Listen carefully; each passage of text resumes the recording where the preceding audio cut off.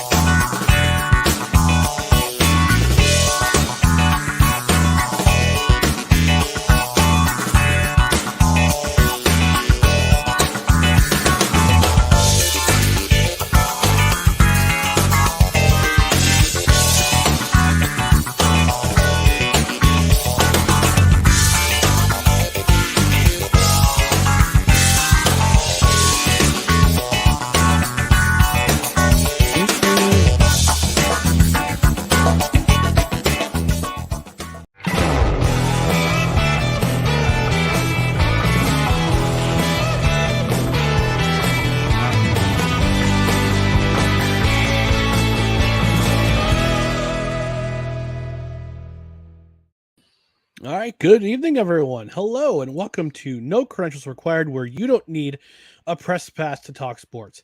We are presented by Billy Up Sports in association with Godzilla Media.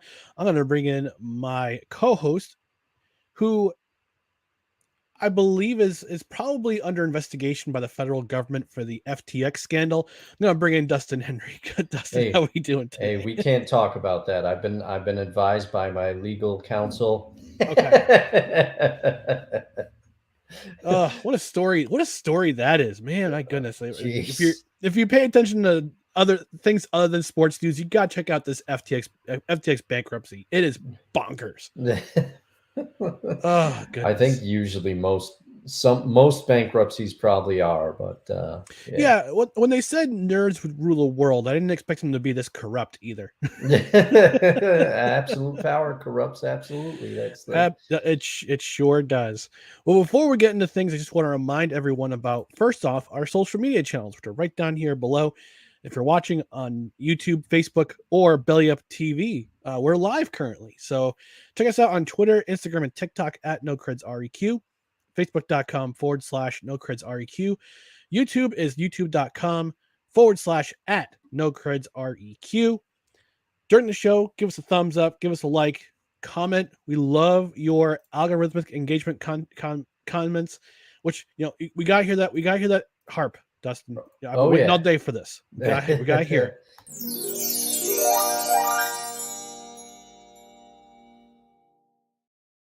It's a beautiful sound. It's a beautiful sound. There it is. Close me right down. Let me know what we're doing. We're getting ready. We're getting the show.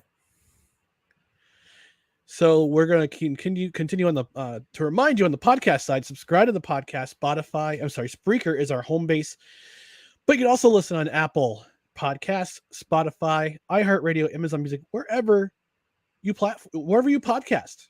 Hit us up, rate and review 5 stars is preferred. If you leave a comment, if you leave a review, I might even read it on the air. You can also leave comments after the show on the replay on YouTube or on Facebook. So we're going to get into it right away. We got some guests stopping by. By the way, this is the recording of the 100th episode of No Credentials Required. Oh, big time occasion right here. So I gotta play the air horn. Of course. I'll play it one more time. Yeah, big occasion. And let me just say congratulations to you, Ryan, as the person that started this podcast. You've been here for all 100 episodes. Yeah. I am a relatively late addition, but hey, here we are. But congratulations to you. Thank you.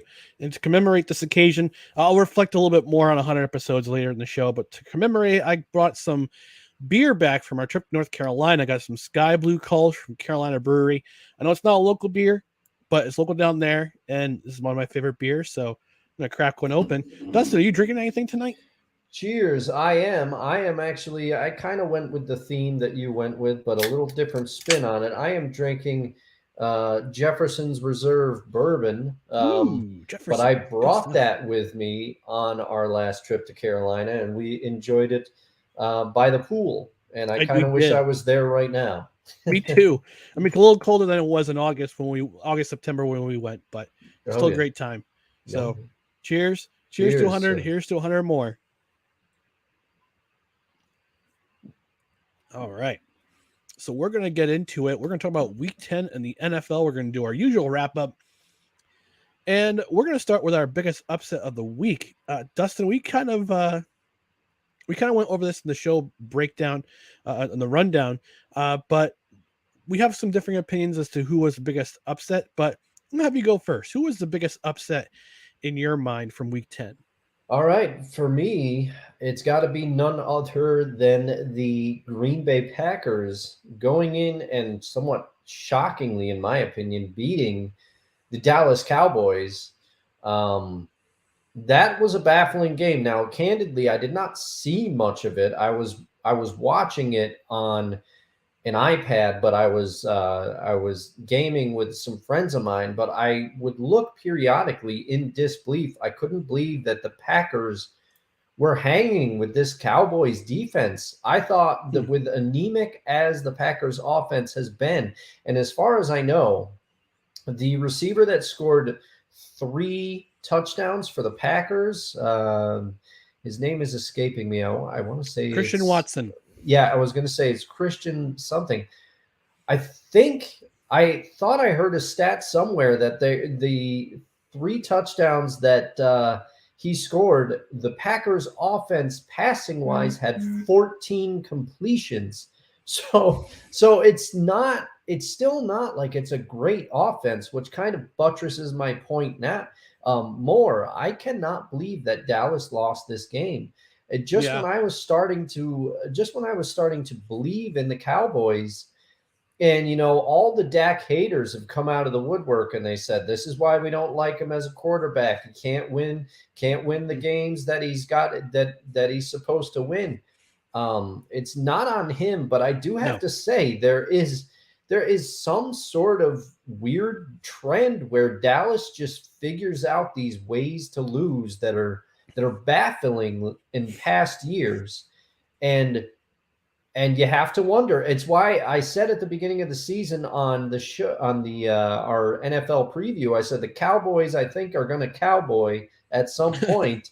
And this is the kind of game I was talking about. I know that's a general thing, but this is the exact game. I mean, the Packers were an absolute dumpster fire heading into this now, and it did take overtime, I think, for the Packers to win the game. But the point is, they won the game, and it shocked me because Yeah. I was believing in Dallas in a big way this year.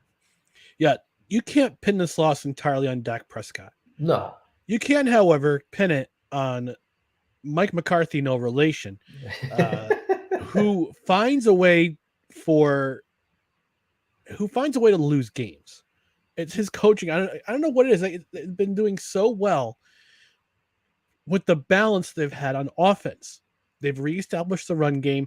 I know Ezekiel Elliott was inactive this game, but at the same time, you have Pollard in there. Oh yeah, And he's he been can run the great. ball. Yeah, he can run the ball. He has scored a running touchdown in this game. So why are you going away from the run game, which has been the gal that's brought you to the dance so far this year, and you're just going to throw 40-something times? Yeah. I don't get it. I don't understand this mentality. And they were Yeah. ahead 2 touchdowns. And this is the interesting stat. The most interesting stat probably you'll hear all week long on this program. For the length of their existence, the Dallas Cowboys were 195-0 when leading by more than 2 scores entering the fourth quarter. This was their first loss in 196 games. They Wow. 195 in a row until last week when they absolutely blew this lead. I'm That's just unbelievable. astounded by the, I guess you could say, the lack of, I would say, preparedness, because I know the Packers defense, their run defense is pretty good, Yeah. with the exception of the Jets game a couple weeks ago. But you could still run the ball. The Dallas Cowboys aren't that bad of they don't have that bad of a running game. Yeah. So I'm just It's And my buddy Chris is more down for the fact that his team lost, but his Cowboys lost. But I'm just really, I got no answers. yeah, yeah, and you bring up a good point about Mike McCarthy's late game. Um, I guess I'll just call it sometimes seemingly late game buffoonery, because that is the reason he is no longer coaching the Green Bay Packers. Yeah, The Packers fans will tell you they probably have them all cataloged. All the late games that went a little sideways. Um, yeah, I don't understand. I don't understand some of the ways that coaches conduct themselves at the end of games. Now, that was the knock on Andy Reid in his during his Philadelphia Eagles tenure, is that he would yeah. His commonly clock mismanage. management was terrible. Yes, towards the end of the games. Now he seems to have figured it out with the Chiefs. It also helps when you have Patrick Mahomes and Travis Kelce and some of the talent that they have around you. You can usually Hmm. sustain drives to win the game. Yes. Yeah, so you have to wonder. Maybe some coaches should enroll in a clock management or game management in the fourth quarter class. Yeah, unfortunately, they don't have those classes at the University of Coaching and University of NFL Coaching. My biggest upset, and I'll admit the referees kind of helped in this one. The Washington Commanders stormed into Philadelphia and beat the Eagles on Monday night, and the Eagles are no longer undefeated. So Larry Zonka, Mercury Oh, Morris, the rest of those old farts from the 1972 Dolphins. You see pictures of them with their champagne and their drinks yeah, oh on Tuesday morning on their social media accounts. But what's amazing is that I gotta give credit where credit's due first of all, Taylor Heineke. Uh, and again, I've said before, I'll say it again. Spring football works. Mhm. He had this actually pretty genius play uh, during the game when the Commanders are driving down the field, and he's under pressure. He's under pressure. He goes down as if to take the sack, gives himself up, but he gets back up, and you see two Eagles players hit him. They throw the flag for roughing the passer, 15-yard penalty that Yeah. what would have been a fourth down and long turned into a first down, which I thought was pretty genius. The second, but also the referee's got to know when the quarterback's giving himself up, and just whistle the play dead. Yeah. Which goes back to my point: you should have full-time referees. I brought it up a couple weeks ago. It Yep. still sticks in my mind. You need full-time referees for the NFL.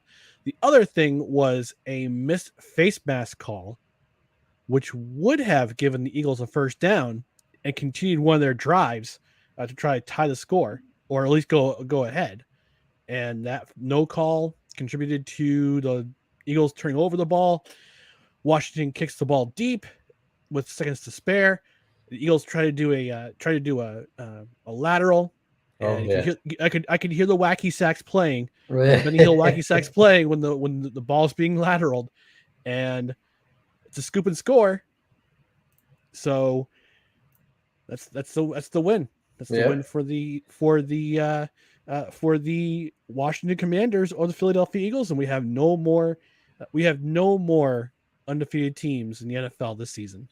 Yeah, and I think a big reason, if you look at Ron Rivera's game plan, one of his tactics was to clearly try to keep Jalen Hurts and the Eagles' offense off the field for as long as possible, and the Commanders were able to do that. I believe Brian Robinson rushed for 86 yards and a touchdown, and Antonio Gibson, his rushing total escapes me, but I think they had between the two of them somewhere around the ballpark of 40 rushing attempts. So Ron Rivera set out to run the ball at the Eagles, and they did that. Yeah, amazingly, Brian Robinson, who before the season was literally shot by a Yes. 15-year-old kid, he's back in the NFL. He's making a huge difference. I think he and Taylor Heineke are the biggest difference makers right now Oh for the yeah. Washington Commanders. And in a matter of probably a couple weeks, Chase Young's going to be back in the lineup. And that defense, that pass rush is going to be even nastier. I think I saw that he might have been activated from the PUP lists today. I have to look double check, but I think I saw that on the ESPN bottom line earlier today. Yeah. But yeah, and you gotta ask the question. You gotta ask the question. If you're Ron Rivera, would you allow Carson Wentz to come back and reclaim the starting job? Because I don't think I would. What's interesting is that he's actually been on record saying that he's not even sure if Carson Wentz is going to have his job back when he's healthy again. There we go. To which I say, good for them. Yes, good for Ron Rivera, and also that Ron Rivera is a little bit inspiration with the unfortunate passing of his mother. That team was inspired, and now here's a big question in my going in after this week, Dustin. And I want your opinion on this. Okay. Do we have the potential of seeing all 4 AFC East and all 4 NFC East teams in the playoffs this year? Wow. Well, hey, I know it's kind of a loaded question, but right now, look at the standings right now. You can see Washington's only, I think they're a half game behind San Francisco for the last wild card spot. But if San Francisco can beat out Seattle and Seattle kind of continues to tumble down, and we'll get to that in a second. Yes, we could see all 4 division teams on both the AFC and the AFC and NFC in the playoffs this year. That would be something. Now, the one area where it falls short is, I do believe, the Commanders. But I think as we stand right now, they're a half game behind San Francisco for the final playoff spot. Yeah, I think ultimately they're not going to have enough to get there, in my opinion. But Dallas, as it stands right now, I see them in the playoffs. The Giants, with the way they're playing, in the playoffs. The Eagles, certainly, last night notwithstanding, they will probably take that division. They will be in the playoffs. And then we go over to the AFC East, which I was going to ask you, is it now the most interesting and competitive division in football? Yes. Because the Miami Dolphins... The Miami Dolphins are looking with Tua Tagliavoa back under center. You were this close. I know. I tried. I was like, I can't just tell him. You can just say Tua. Everybody who knows who that is. Yeah. But he got votes in the Florida gubernatorial race. People wrote him in. Oh man, but they, I believe, are undefeated when he starts and finishes a full game. Yes, because they've been beaten a couple times when he had to leave due to injury. The Jets, you've gone into great depth, and I've spoken about how they are using, to me, what is the early blueprint that the Seahawks used for Russell Wilson's start of his career, and they're doing it successfully. And then I just think the Patriots are gonna find some way, and then that leaves, of course, the Buffalo Bills, who I will talk about a little bit more later in the show. Yeah, we've had some comments come in. We're going to go to the comments section, brought to you by intheclutch.com. Get yourself a nice t-shirt. Use the promo code NOCREDS at checkout. You save 10% off your order, and you support the show. So buy a shirt, support the show. We've got the Sports Scramble podcast, one of our podcast affiliates on Belly Up Sports and their podcast network. They say, "What's up, Belly Up fam? What's up, Sports Scramble?" One of our newest additions to the Belly Up Sports family. Rod West from the Rod Uncensored podcast. What's up, fellas? I got Patriots by 3 touchdowns. Oh man. And Wise, I'll have right. He does that. He does that for like every podcast I try to go. I try to support. And my buddy Wise El Jefe from the Stuck in My Mind podcast, I was on his show yesterday. He says, "Hey Ryan, what's up, Wise? Good to see you in the chat. Also, keep those comments coming, folks. More viewers we have come in. The more engaged we get, if we hit the thumbs up on YouTube, hit the thumbs up on Facebook, the more engagements we get. The more engagements. Oh my gosh, the more engagements we get, the more people know about this program. So give us a like, give us a comment. You know what? I'm gonna play that music again. I'm gonna play that sweet bean harp footage with the harp.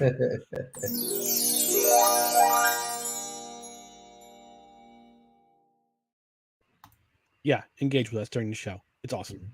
So we're Yeah. gonna move on to the biggest disappointment of the week, and I'm gonna lead this one off, Dustin. Uh, I've got the Raiders losing to the Colts, and last week Frank Reich was let go. Some might say a little too soon. Some might say it was the right decision. But just Saturday was on his couch last week watching the Raiders, and he said the Raiders are a bad team. Yeah.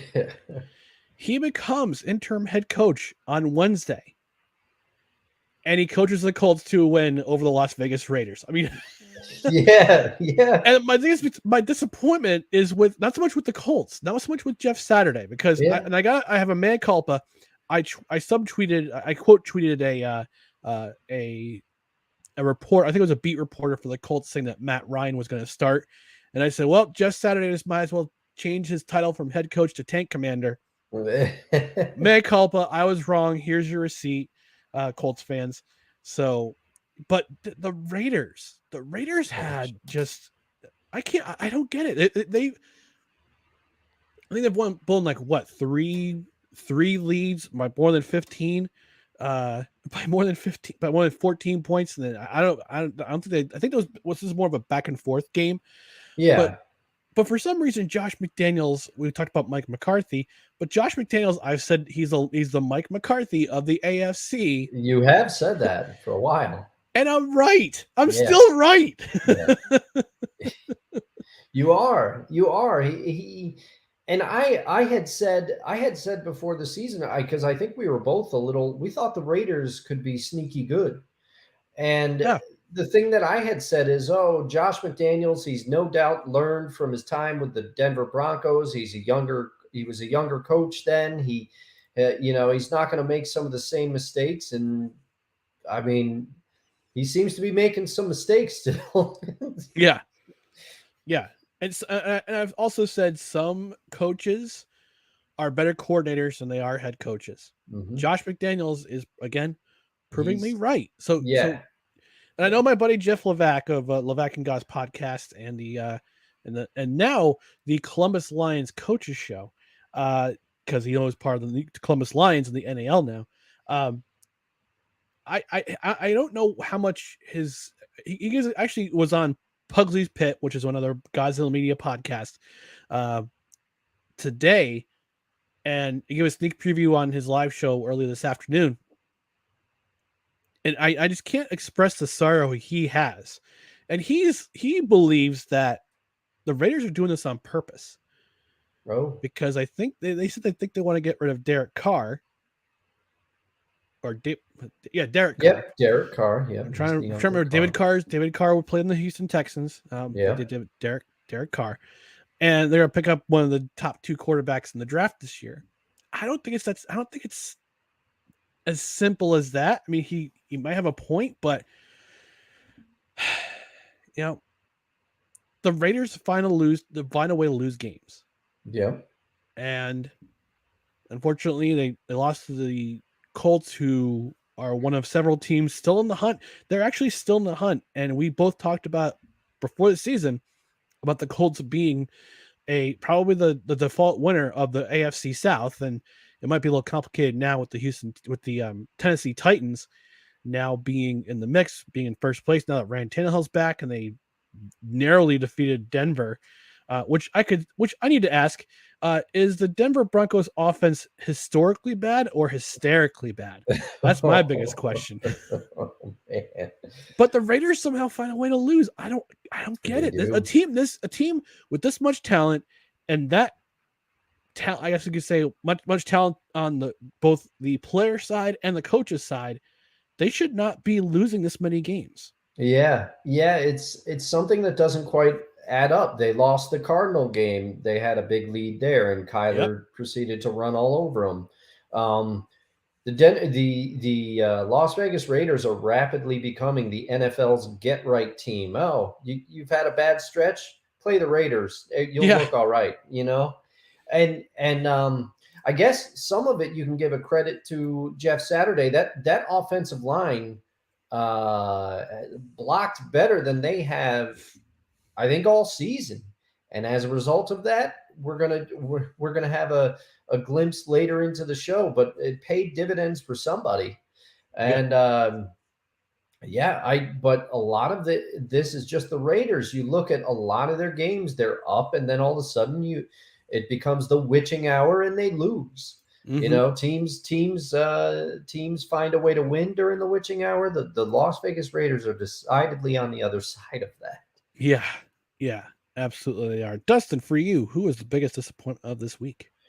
Well, the biggest disappointment here, my Homer wings are going to come out. I was very excited for my Seahawks to fly over in Germany, and it just didn't happen. It just didn't happen. Now they did make a rally late in the fourth quarter, but I was excited. I woke up 9:30, going to watch the game, and I'm saying, "Hey, I get to watch the full game for my team this week. It's going to be great." They were underdogs heading into that game, according to Vegas, which I don't understand how they were. I would have put money down on that bet if I had had time. Uh, I thought that the Seahawks were the better team than the Bucks, straight up.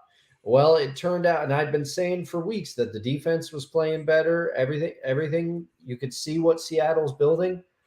The defense did not play well. The Bucks finally, after not being able to run the ball at all for many weeks, were able to run it with a Yep. combination of Leonard Fournette, Rashad White, and I forget the third back that was in there, because Leonard Fournette did exit with an injury in this game. I think it was a hip injury, and Rashad White came in and was absolutely bonkers for them. But as a result, Tom Brady got to throw the ball about half as much as he had been averaging throwing it, and he looked a lot better that way.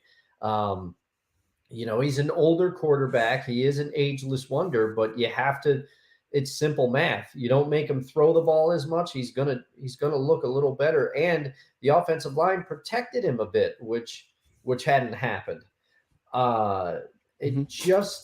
it just was. And then when it looked like that the Seahawks might be mounting a comeback, there's a costly fumble by Geno Smith in the red zone to negate at the end of the third quarter to negate a previous Bucks turnover. That was a momentum shift, possibly, and Geno, unfortunately, he fumbles the ball there. I will say, I wrote down, given our theme the last few weeks, there was a good no call, and I'm saying this as a Seahawks fan. They originally threw a flag for roughing the passer on Geno Smith. Levante David was originally flagged for it, and then they picked the flag up. And upon watching the replay, it was a good no call. Mm-hmm. But yeah, Rashad White, he rushed for 105 rushing yards by himself. It just was a very disappointing game, and I thought the Seahawks came in maybe a little flat-footed, and they didn't start playing, in my opinion, until late, and it cost them. To me, this was a game they should have won, and they could have had not a stranglehold on the division, but they could have had a commanding lead, because for a while it looked like the Niners were not going to win the game that they did against I believe it was against the Chargers. The Chargers. But the other two teams in the division, I mean, oh my God, I have written in my notes here, John Wolford versus Colt McCoy, the QB matchup we all wanted. So that just tells you the state of the other two teams in the NFC West right now. And I just feel like the Seahawks, me being a huge Seahawks fan aside, they blew a massive opportunity in what I think was a winnable game. Yeah. By the way, if the get right game for the week for the team who's playing the Raiders is the Denver Broncos, which is also the We're Sorry America game of the week on CBS. So there you go. Yeah, I mean the Rams, I think, are right now are an afterthought. We just got news just came on the wire that Cooper Kupp's going to have surgery on his ankle that was injured against the Cardinals this week. Man, what a disappointment. Yes. I mean, that team is this year, and Sean McVay has gone on record saying, "Yeah, I'm going to ride or die with Matt Stafford, Aaron Donald, Cooper Kupp, and Jalen Ramsey until the wheels fall off of all of them." I have a feeling that the honeymoon is over in Los Angeles, and I think it's not a bold prediction, it's not a hot take of the week, but I think I think I think McVay's job is in trouble. Yeah, I mean, you might have a point Speculation of all there. speculations, but It's big speculation, but I have to admit I kind of agree with you, and I think partially because of the way that he's handled the running back situation, saying in the media pretty much, oh, we are accepting trade requests for Cam Akers, and we're going to go with a hot hand, but both of them have to show me more. I mean, there's a way to handle that. But what if Henderson and Akers have a lot of friends in that locker room, and they're looking at that situation and say, if that's what you'd say about them, what would you say about me? You have to wonder if he's lost the locker room a little bit. yeah, I mean, such a free fall from last year when they won the Super Bowl at home at SoFi Stadium, and this year they're currently looking at 3-6. They're looking at 3-6 right now. They're tied with the Detroit Lions. Yeah. Their record is tied with the Detroit Lions, Yeah. who won their second game in a row. I mean, this They weekend. Come did. on. They did. And that was runner up for another category. That game was crazy. Yes. They beat the Bears 31-30. Yeah, which is actually a great segue. Actually, I want to get some more comments in just a second, but that's going to be a great segue to our most entertaining game. But let's look at the comments. And Y says, Ron and Sutter podcast is a troll. Yeah, but what are you going to do? Although I will say this. I mean, Rod had some great questions last week in the comments section for our show last week. Yes, he did. Rod says the Cowboys losing to the Packers was his biggest disappointment of the week. He also tells Wise to let him live. Let me live. Wise also says Josh McDaniels is not a good head coach. Thank you, Wise, for agreeing with me. Mm-hmm. Mm-hmm. Wise is also a Giants fan. He says Daniel Jones is a great example of what a great head coach can do. And yeah, Brian Daboll's definitely coach of the year candidate right now. The Giants won another game. They're a game behind the Philadelphia Eagles for first place in the NFC West or the NFC East. And they're also a game back of home field advantage for the playoffs at this point. So this could be fun. This could be a fun year for the Giants and for the Jets. We have another viewer, Brandon Brown, who says Daniel Jones could be light years ahead if he had any consistency or quality on the coaching staff the past 4 years. Yeah, also an offensive line. Yeah. Because their offensive line was porous. And then Rod says, hey, did y'all know the Patriots have 22 AFC East titles? Yeah, I don't care. So we're going to move on to the most entertaining game of the week. And Dustin, I'm going to have you lead off before one of our guests comes in. He'll be here about 10, 15 minutes. So go ahead and go with the. I have a feeling we're going to have this with the same thinking in the most exciting game of the week. So go right ahead. And who is your most exciting game of the week? Oh man, for me, I have to dive in. I have to dive in and just say this to me might be the game of the year. And I'm going to use that cliche of if you have aliens come down and they say, why do people watch football? This is now the game that you show them, because this game was unbelievable. If you look at my handwritten notes for the show, I like to do handwritten notes. And then when you send me the show rundown, I type my stuff in. Mm-hmm. My handwritten notes for this game look like the ramblings of it looks like a beautiful mind on this page happening. This is like, because I have, let's see. It's like a ransom note too. Yeah, I have Buffalo versus Minnesota. Vikings showed resolve coming back. They were down 27-10 at half. Then I have an arrow. What a grab by Justin Jefferson. Took the ball away from a Bills defender. Would have been an INT. Offsides on 97 on Buffalo. Costly. Baffling to QB sneak it. Great stand by Buff to end the game. Scribble. Why call the sneak? Wow. Fumbled snap. Bills blow game. Bills called QB sneak to avoid safety. Bills come back to tie to bring it to OT. This is all real time because I kept thinking the game was over. Was Gabe Davis' catch good? Vikings win. Justin Jefferson won that game. This is unbelievable. I mean, Josh Allen throws a pick in the red zone for what, the third consecutive week, I think, maybe. Yeah, that's me sending you a screen capture of the Buffalo Bills sitting on Twitter on that goal line stand. Fourth period, down period, stop period, ball game! Exclamation mark! Exclamation mark! That was Yeah. right before Josh Allen fumbled the ball.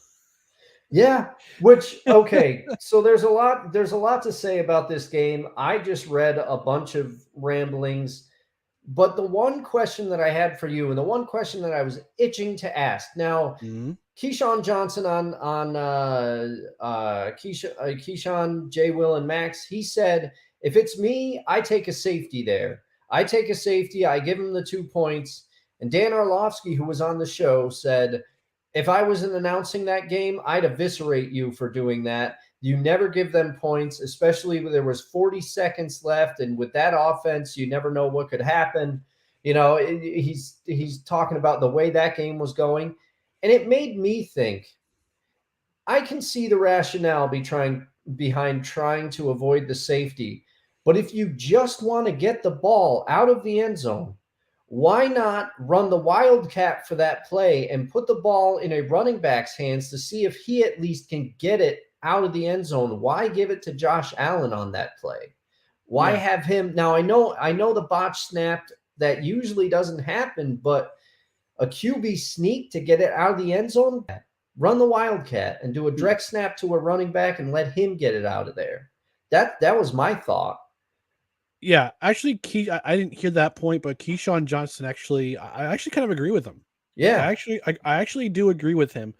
And also, the Bills benefited from a no call when Stephon Diggs clearly on that sideline catch to get them within, to get them down the field to try to get the field goal was actually not a catch at all. Yeah, I have it written down as Gabe Davis. Maybe I had I the think receiver wrong there. it was either Davis or Diggs, one of those Well, two. But yes, and Buffalo knew, but credit to them, they hustled up to the yep, line and got a hmm playoff before it could be reviewed. yep, But yeah, this is it's unbelievable. I don't know. This game had it all.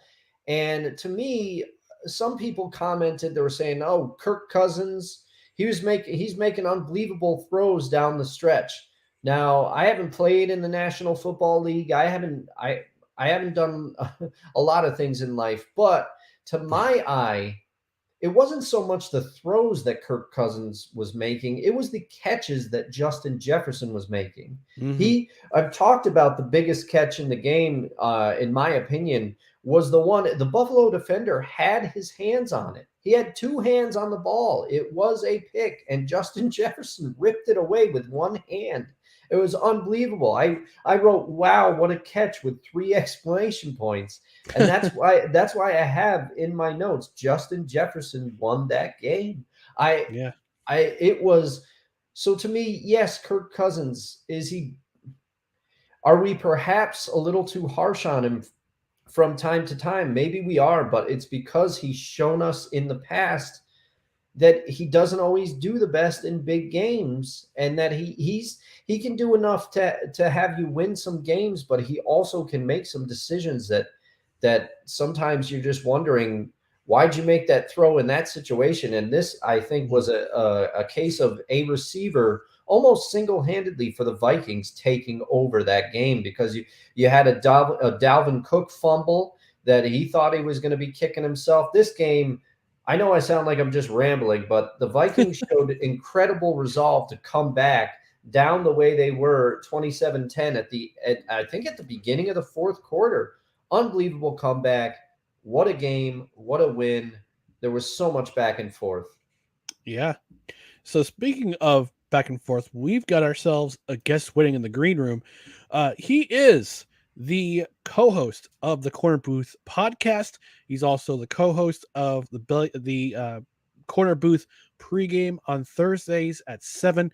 I'm occasionally a guest on there. Jared has decided to come on, so we're going to bring on Jared. Jared, what's going on, buddy? McCarthy, how we doing? I went through slush, sleet, and snow to get on this show tonight. So Oh, Man. thank you for wouldn't being miss here. We it. appreciate you. It's weird out here in Connecticut, man. I swear, it's like I come out of the gym and it's like snowing sideways. I get to the top of the mountain where my house is, and I'm like, oh, it's sleeting now. Oh, this is just gonna be great in the morning. So, I said, I'm going to enjoy it tonight. Crack a beer for McCarthy and, Hey, gotta say hello to you and Dustin and not talk about last night's game. So we've already done that. We're moving on. See, my timing was strategic. Yeah, there you go. Because you don't want. Listen, I have my thoughts, and it's thoughts that every Eagles fan said already. They played like crap. The refs screwed us, and Washington. I mentioned that. I mentioned the no Washington's call in a the face terrible mask. team, and yeah, the fact that it basically dislocated Dallas Goedert's shoulder. So thanks Washington. Appreciate you intentionally injuring our players and the refs letting it go. But it's okay. It's you can't win them all. Though? Is it though? No, it's okay because they basically just poured a gallon of gasoline on a smoldering fire that was the Eagles' go. They were getting lazy. The game against Houston proved it, and basically now they just rolled about 4 gallons of kerosene on and said, "All right, Indy, they're your problem next week." So I expect Sirianni and the boys to come out throwing haymakers. I hope they win by a lot, but I hope they win. Let's be honest, but Jeff Saturday is going to have a fun second coaching debut, so it should be fun. I'm going to just have my Hurricanes won on Saturday because that's the first time in like a month they won a game. So there you go. You win some, you lose some. Yeah, the quarterback's 18 damn years old, gets a dub, and I'm like, let's go. I mean, maybe Saturday is going to have a rough Sunday. I'll see myself out. Hey, listen, I'm putting money on Miami over Clemson because fuck it. That's why. Sorry for the cursing already. You get one. That's your first and last F-bomb. I get one. McCarthy knows me. There's about 15 usually in the clip for me, but I'll hold one round off today. Okay. All right. You're one in the chamber. There's always one in the chamber. Listen, it's good. Sports betting wise this year for me and my co-host Matt has been just a nightmare. Oh. One week I go and hit the most beautiful, perfect week parlay, but of course it was my lowest odds total of any parlay I bet this year. And then I get screwed in the last 5 minutes by the Texans and the Bills. That would have won me $500. It kind of it happens. I hit it with the Browns. I bet on the Browns when they were down by 10 or 7. I mean, on the Dolphins, and it was like the perfect bet. It was like plus 500 added onto my parlay at the last second. I was like, oh, cool, great. And I looked like a genius up until about midway through the fourth quarter. So, but listen, you guys were talking about that Minnesota Buffalo game. My dad being a Vikings fan, I love Buffalo if I'm not rooting for the Eagles. And I'll say this right now, that was the best football game I've watched in a very long time, maybe since I would go back to the Jared Goff versus Mahomes Monday Night Football game. I'll throw in Eagles Patriots. I'll throw in Eagles Patriots Super Bowl. I'll throw in Minnesota Miracle game. Like I'll throw in a bunch of games that are classics, right? And this game lived up to it. I was blown away. And all the Vikings fans saying we shouldn't even gone to overtime. Gabe Davis was out of bounds. He goes, I'm like, yeah, but the Vikings got away with a couple ones too. That's what makes football football. But yeah, it's going to happen. It's going to balance out. And you bring up that Eagles Patriots Super Bowl. I would give the MVP award to Donovan McNabb's throw up on that one for the two. Oh, I was talking about 2017, the one that actually matters. Oh yeah, that one where you won. The one. Yeah, where you won, listen, the best one. Listen, it's okay because if it wasn't for LJ Smith's Butterfingers, that probably is a touchdown. In the next play, Eagles got 2 chips. So I've watched that throw about 15 times in my life, being a lifelong Eagles fan. Patriots fans like, oh, we got you 4. It's like that ball's 6 inches lower. The Eagles score a touchdown in the next play. We'll have a whole different conversation. Yeah, but I hate talking about my Eagles too much on my friends' shows. I was in awe of it. You had to get it out. It was an amazing Sunday. Another game that nobody's talking about is the Bears and Lions was phenomenal. Yeah. I turned Red Zone off and watched that for 20 minutes. I was like, this is incredible. Yeah. It was a great game. It was my runner-up for the most entertaining, but then Buffalo versus Minnesota happened. Yep. Well, actually, we're going to move on to most notable performance of the week, and I'm going to lead off here. Yeah. I think Jonathan Taylor's back, guys. I think he's back. 22 carries, 162 yards, 1 touchdown. He had that long touchdown run against the Raiders. I think he's back. I think it's safe to say he's back, and I think that's probably the best thing with the new coach change with Jeff Saturday in the lineup as the coach is that he's running the ball again. And he's putting his trust in, and you mentioned that, Dustin, he's putting trust in his offensive line to do the things that they need to do to win the game. And they not only pass protected, but they also ran the ball pretty effectively. So he's my normal performance of the week. Saquon Barkley was a close second with his 120 plus yard game against Houston. So, but JT. His back's got to be hurting for how much he's been carrying that Giants offense this year. Holy hell. Yeah. I got buddies of mine, Giants fans, texting me who listen to my show. They're like, Jared, like, you gonna talk about the Giants and how they owe Saquon basically $1 billion for their year this year? And I said, listen, I'll be honest with you. I root for Saquon because I know people who are from Penn State who grew up around him, who know him.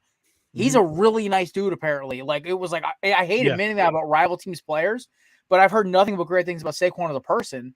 So, like, I love seeing him succeed, and he is carrying this team.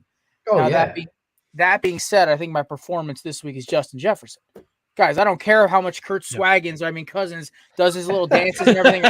Or Patrick Peterson with 3,000. Leave your shirt on, Kirk. God. Yeah, right. Listen, the man's ripped. Show it off, Kirk. Who cares? I ain't gonna watch, but somebody might. I'll say this, right? Justin Jefferson's the best receiver in football. Can we just put the debate to bed, please? Like, it's not close. My old man, he's a great guy, but sports, he kind of takes a backseat. Suffered a lot as a Red Sox fan. His Vikings really haven't been good. The one time they were, my Eagles basically curb stomped them in the NFC title game. He kind of ins and out watches him. He just likes watching football. He goes, how's this kid Jefferson? I've heard his name a lot. I'm like, Daddy's the best receiver in football. And then the next play, he makes that ridiculous one-handed catch, and my dad's like his jaw hit the floor. Yeah. Justin Jefferson is that good. He's that guy. He goes, what do you compare it to? Like, he's as smooth as Jerry Rice with the explosiveness of young OBJ. And I will fully back that claim. I cannot wait till week 13 when Sauce Gardner and he go head to head. Oh, that is going to be one of the most legendary games. That's going to be so much That's fun. going to be Darius Slay versus Hopkins. Like, that's the game they need to NBC Norman needs to versus flex. Beckham. Like, this is going to be epic. Yeah, that's the game that NBC needs to flex. The NFL needs to flex that game. It's week 13. Okay, good. That's not the game because I'm going to the Sunday Night Football game week 12. And I'm like, do not be flexing me out of that game. I'm going to Eagles Packers at the link. That place is going to be rocking. I think week 13 Sunday Night Football is Cowboys and Colts. Oh yeah, flex that out of there. Yeah, you gotta flex that out. Flex that out of there. But I agree with you, Jared. I had Justin Jefferson as my most notable performance of the week. 10 receptions, 193 yards, 1 touchdown. Only, quote unquote, only 1 touchdown, but so many of his catches were the reason that the Vikings kept drives going that game. It was unbelievable. It seemed like they were saying his name on every drive late in that game, every single drive, especially after demoralizing, like I said, the Dalvin Cook fumble where he would have been gone down the sidelines. Yeah. But yeah, just an unbelievable game by Justin Jefferson. The absolute game wrecker on that one. One thing I don't think people understand, McCarthy knows this, I am a huge film guy. I watch film for fun. I crack a 6-pack of beers, I sit down and literally just start watching tape. And one of the most beautiful things, you appreciate a great receiver and the smoothness of everything from their hip motion to their eye contact, the way they use their hands, the way they get themselves away, separate without using just their speed. Justin Jefferson's an artist. He runs routes smoother than Devontae Adams, but has the breakaway speed to get away from cornerbacks. And one thing I'm excited for, guys, and one thing I think if book it now, as long as it's not in prime time, it might be in prime time, so they might be screwed. But Vikings Cowboys is going to be hilarious because Trayvon Diggs is going to have to cover either KJ Osborne, who runs like a damn Ferrari. I should know, he's from the U. Freaking Adam Thielen, who's a surgeon on underneath routes. And then you have Justin Jefferson, who's the best receiver in football. So either way, Trayvon Diggs is going to get lit up like a Christmas tree, and I'm just here for it. One thing I pride myself on is evaluating cornerbacks, and I was been screaming this since last year. Trayvon Diggs is the luckiest man in football. And I think Justin Jefferson's going to just keep eating him alive. But I will also say this: if you want to watch a horrible performance last night, I think Darius Slay was hurt last night on McLaurin. McLaurin's nasty though. He's a top 10 receiver as well. But I think I think I will be honest. One last thing about last week, because I know I'm gonna have to bring up at least one more time because I don't want to talk about it on Thursday on my show. I think the Eagles were asleep. I think they were expecting an easy win.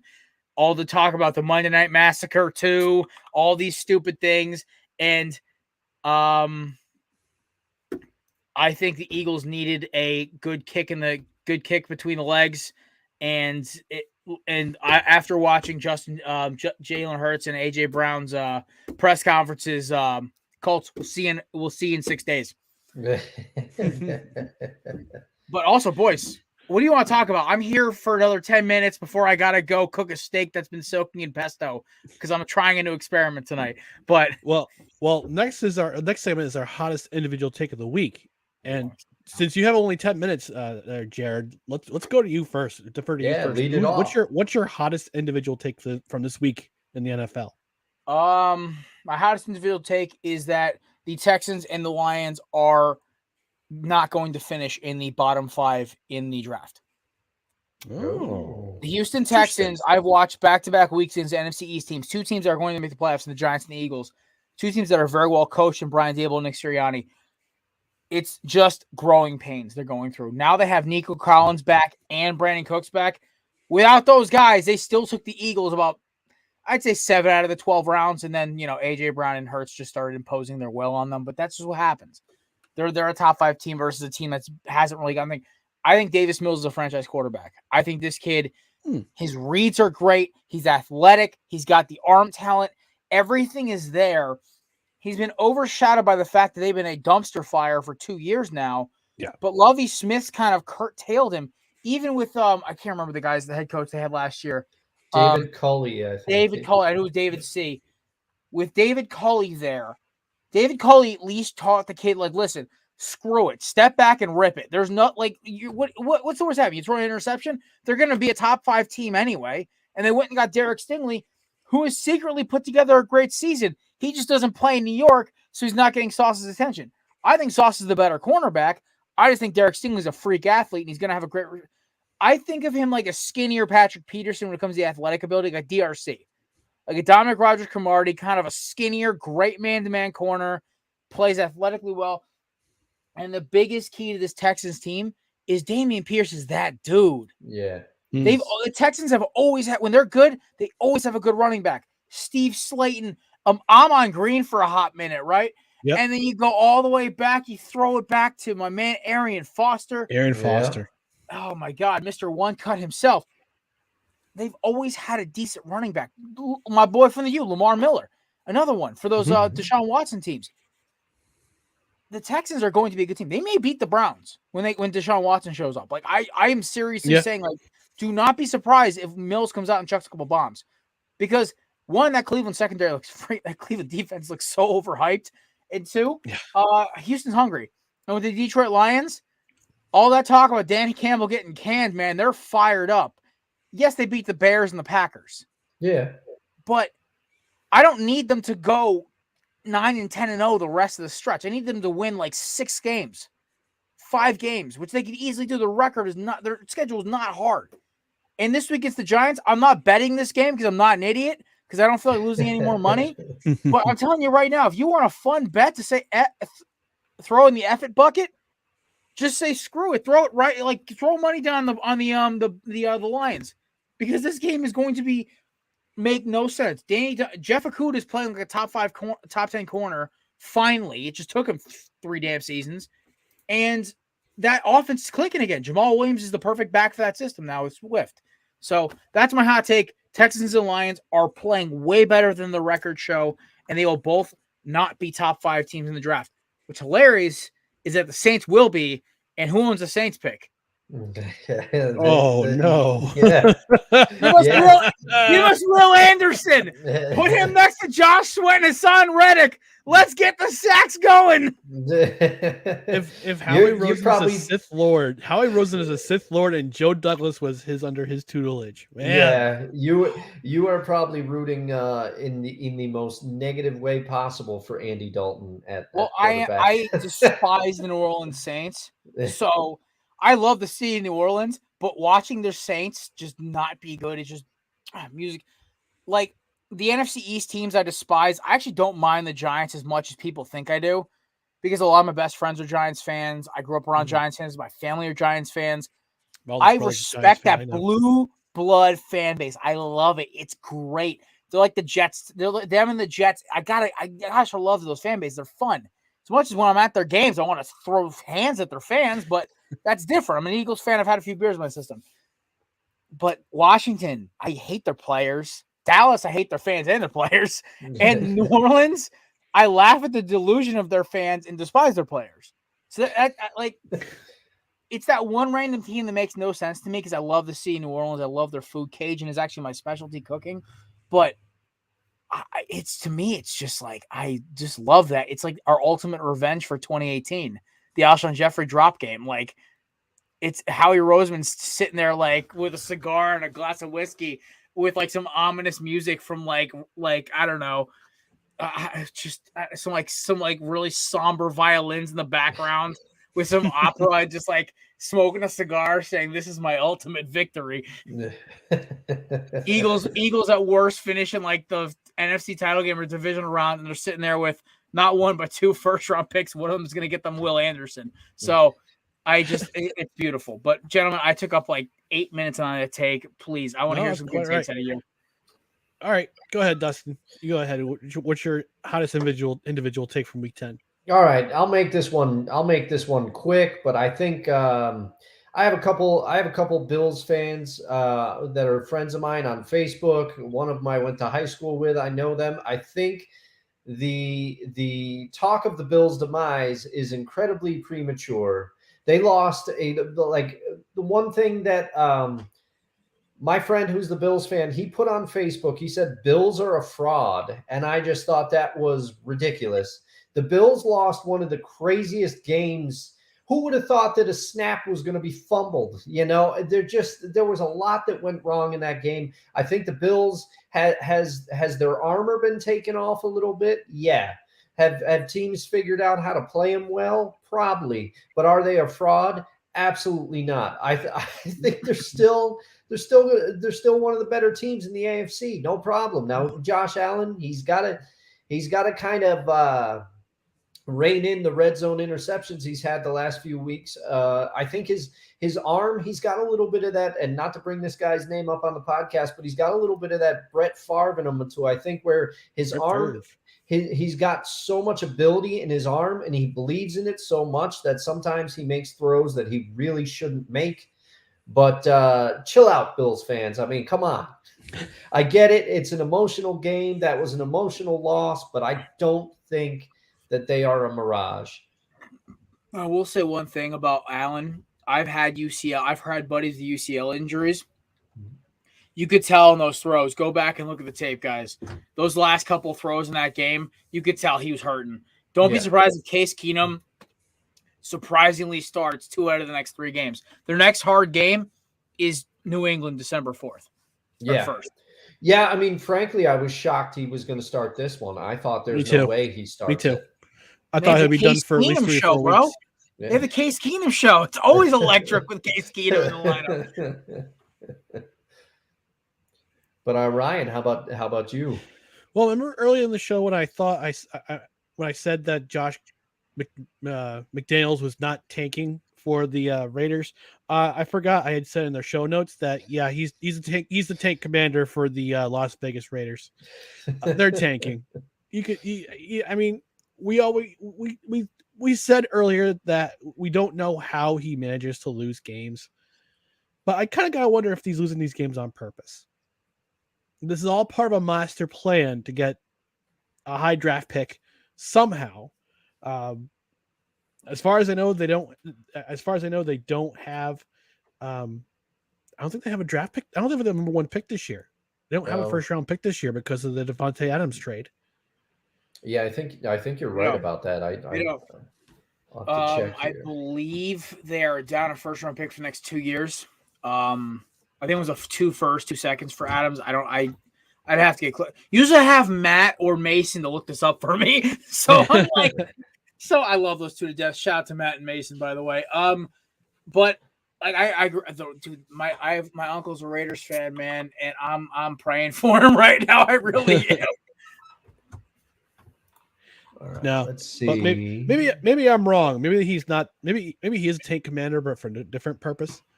Since he doesn't have a first round pick this year, but he's not a good coach. Looks like, according to what I'm reading, it was a 2022 first round and 2022 second round pick. So they are out a first. Hold on, let me see here. Oh, come on. Let's see what Tankathon says. Because let me just see what the big board says. Yeah, it said Las Vegas has the number 2 pick right now if the season ended today.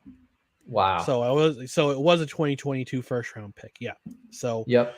They own the number 2 pick in the draft right now. They're right behind Houston at 1-7-1. So yeah, he's a tank commander.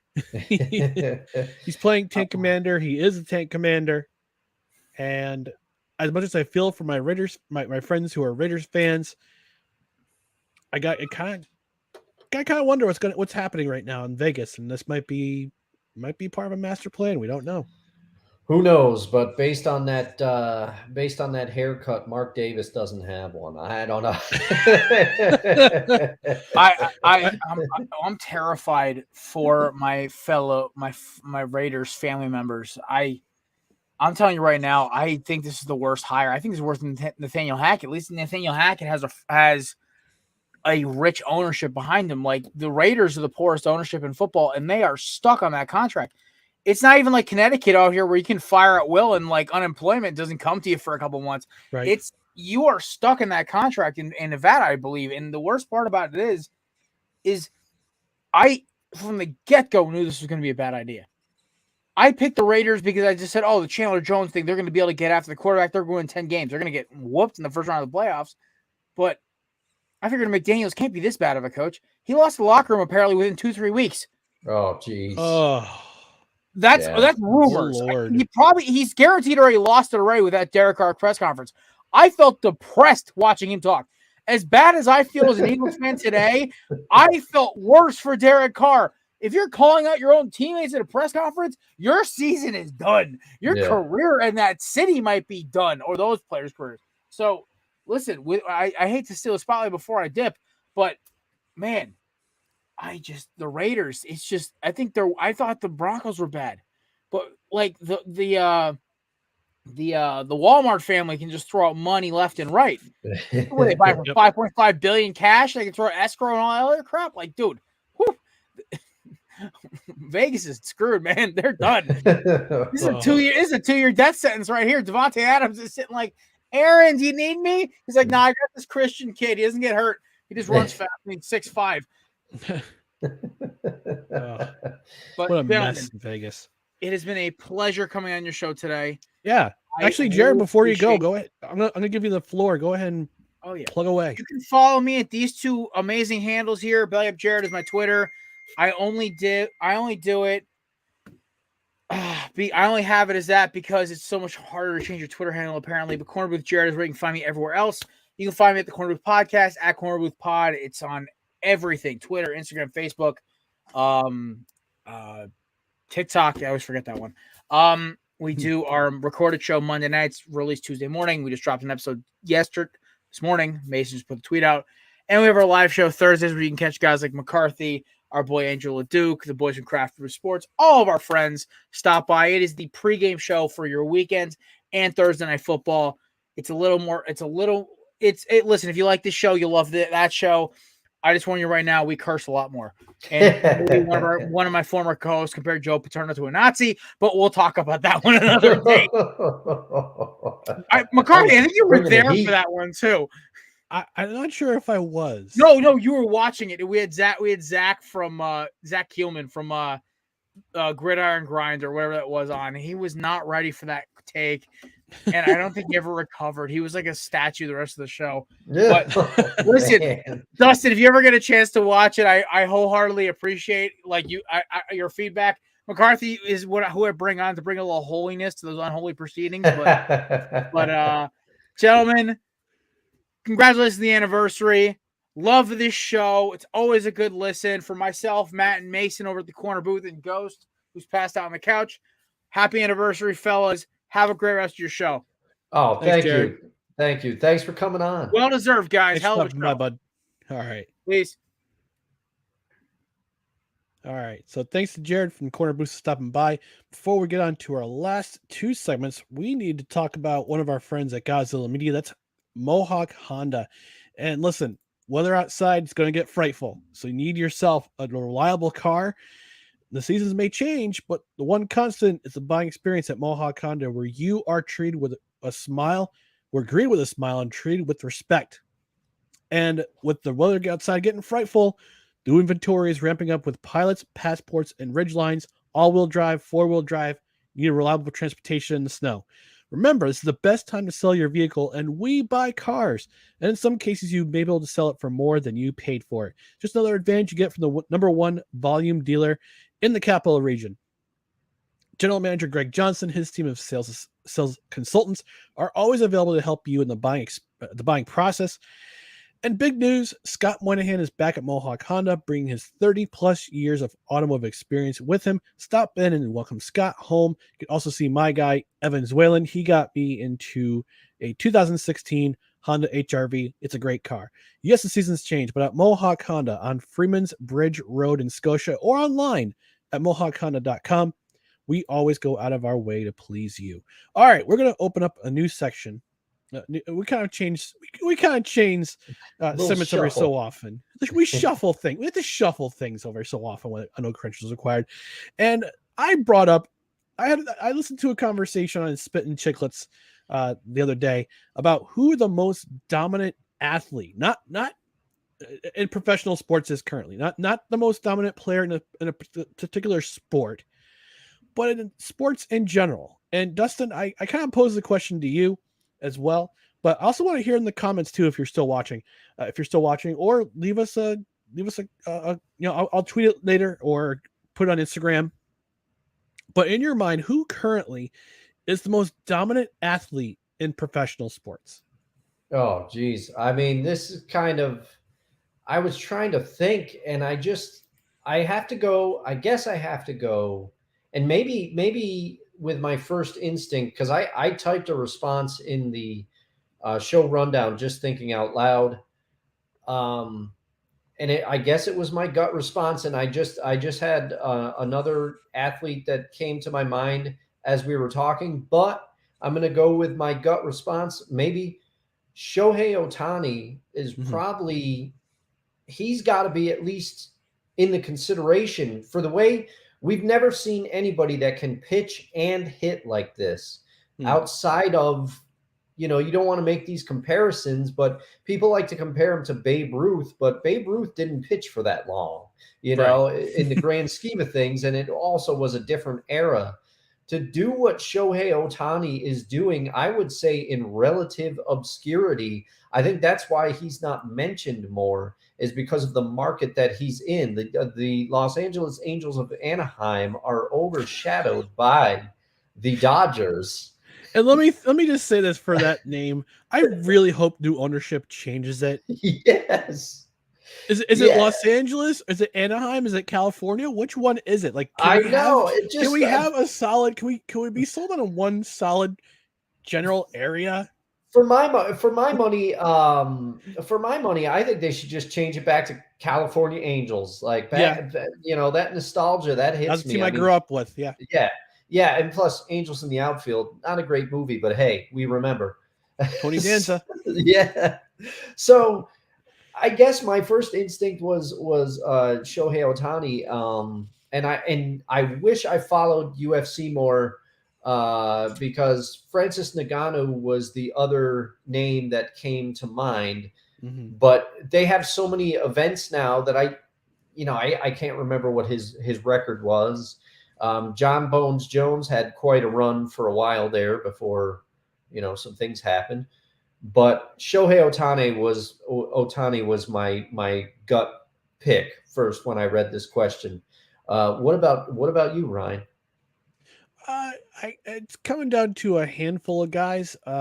One of them being Bowden Barrett, who is a New Zealand national rugby team player.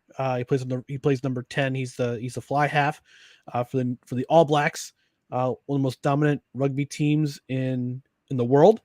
But the Spin Chicklets guys said they asked if Connor McDavid was the most dominant athlete in professional sports. A lot of them actually said, I believe a lot of them said yes. I'll have to go back and watch the clip again. But yeah, I think McDavid is, because just based on his early stats right now, I believe he's on pace or close to being on pace to matching Wayne Gretzky. He's close to getting 200 points for the season. That's so unbelievable. Just this season alone. I mean, it's incredible the stats that he has. But in terms of not just scoring ability, but all around athletic ability, you just Google highlight, go to YouTube, not now, but after the show, Google Connor McDavid highlights and what he does with the puck. Not only with the puck, but also without the puck. He's one of the fastest skaters on the planet. He's probably one of the best stick handlers on the planet. I mean, just go watch his highlights. You'll see what I mean. Yeah. And I feel like such an idiot because I am an Oilers fan, but I think for me, it's one of those cases where you kind of, I don't want to say you discount McDavid, but you get so used to seeing him do what he does that you forget how great it is, but you just see the highlights on a goal from last year where he split 3 Rangers defenders and just, and I will admit, I just went with the first name that came into my mind. And I think part of it is that I just get used to seeing what he does. And also, I'm sorry, but the Oilers games are usually on late, and I am dozing off a lot of the times. But that's a great pick. Yeah, so I'm looking up he's currently he leads the NHL with 32 points in only 16 games. He's at 2 points per night streak, 15 goals, 17 assists. He's averaging 2 points per game. So that's a pretty dominant. He's pretty dominant in the in scoring. I would say he's probably the most dominant player in this decade so far. But yeah, I mean, my goodness, you just go watch his highlights. I mean, I don't doubt, and this is not to knock any other athletes' scoring ability, or not scoring ability, but just athletic ability in general. Football players, the different skill sets. Baseball players, different skill sets. Same with basketball. But hockey, you have to be back and forth. You have to play both defense and offense. So while you're on a 200 by 65 sheet of ice for 60 minute games plus and then some for 82 games. So it would be an absolute tragedy if something catastrophic were to happen. If you had to suffer a catastrophic injury, we won't be able to see his absolute genius on the ice. But I know when we went down to New Jersey on New Year's Eve last year with my nephew Christian, we got to see them live. We get to see him live. That was a special occasion in my mind. Yeah. That game was absolute madness too. Madness. Yeah. It was a fun time, and the Devils won in overtime. So hey. But yeah, in my mind, that's the most dominating athlete. Rod from Rod Uncensored Podcast says LeBron James. Maybe 10 years ago, but not currently, I guess. I mean, there's plenty of other NBA players out there like Giannis, like Steph Curry. If I had who's that kid from the Grizzlies? I can't remember his name. Oh yeah, and I was gonna say if I had to pick a player from the NBA, as much as I love Luka Doncic, I think the clear pick for me would be Ja Morant from the Memphis Grizzlies. I mean, he's like a cheat code. He definitely is like a cheat code. Yeah, definitely for sure. So we're gonna close out in just a moment or two, but this is actually the recording of the 100th episode of No Credentials Required, and it's taken Unofficially, we have 124 episodes in the box, but a lot of those were special editions, or they were special interviews, special editions like the Happy Hour and Morning Cup, which unfortunately I kind of spectacularly failed at, but that's okay. That's what life is. I've had to take breaks every so often just to kind of clear my mind, put myself in a new direction. Also with different episodes, with different sports figures. I can go back and listen to different episodes, but this is 100th episode. And Dustin, I know you're kind of late to the game. I only asked you to be a co-host a couple months ago, but you've been a part of the show now. And also, if Corey, if he's watching or listening, gotta give credit to him for being the catalyst for not only starting No Currencies Required back in 2019 when we were both with Broken Bat Media, but also continuing rebooting the podcast during the pandemic of 2020 to get things going with No Currencies Required. And Belly Up Sports, I want to thank Mike and Blaine and at Belly Up Sports for allowing me to have a podcast, be part of the network, and also Gaz at Godzilla Media to be on his network too. So, reflecting back on 100 episodes has been a lot of blood, sweat, and tears. Not so much blood, but just a lot of different times where I've had to stop and restart and kind of refocus on things. But I'm having fun. I'm having fun doing the podcast again. And it was, for a while, it was kind of a slog because of doing this podcast solo with no accountability. But now I have accountability every week.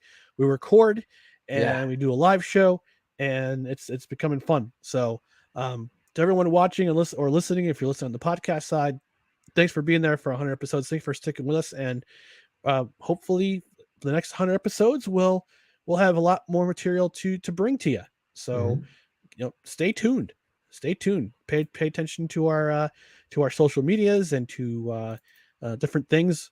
We'll announce down the pike, and even on YouTube. If I put up a short, it'll be there for a reason. So, but 100 episodes in. Yeah.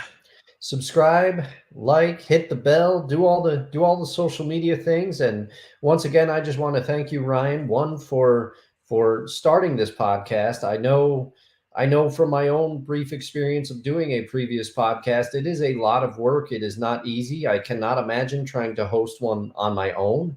I think you did a great job with it back in the day, trying to take everything on. I'm glad and excited that you asked me to join you. I look forward to it each week as well. And thanks for the opportunity. But more importantly, this is take a victory lap for yourself, my friend. 100 episodes is no small feat. Well, if I ran, I would take a victory lap for sure. But since I don't run, I'll take a leisurely stroll instead. How about that? Yeah, that sounds good. All right, we're going to close things up for this week's edition of No Currencies Required. As always, look for us on social media down here below. If you're listening, find us on Twitter, Instagram, and TikTok at NoCredsREQ, Facebook.com/NoCredsREQ, YouTube.com/@NoCredsREQ. If you're watching right now, give us a thumbs up on both Facebook and YouTube. If you're watching the replay, leave us a comment. And on the podcast side, subscribe. Spreaker's our home base. Also find us on Apple, Spotify, iHeart, Amazon Music, anywhere you listen to podcasts, you can find us there. Also rate and review. 5 stars is a preferred rating. And also leave a review. I might even read it on the air. So for my co-host, Dustin, I got it right. Yeah. For Dustin Henry, I'm Ryan McCarthy. Thanks again for watching and or listening to No Currencies Required, where you don't need a press pass to talk sports. We are presented by Belly Up Sports in association with Godzilla Media. We'll be back next week with another episode. Until then, have fun out there, be safe, and talk to you again soon. Good night, everybody.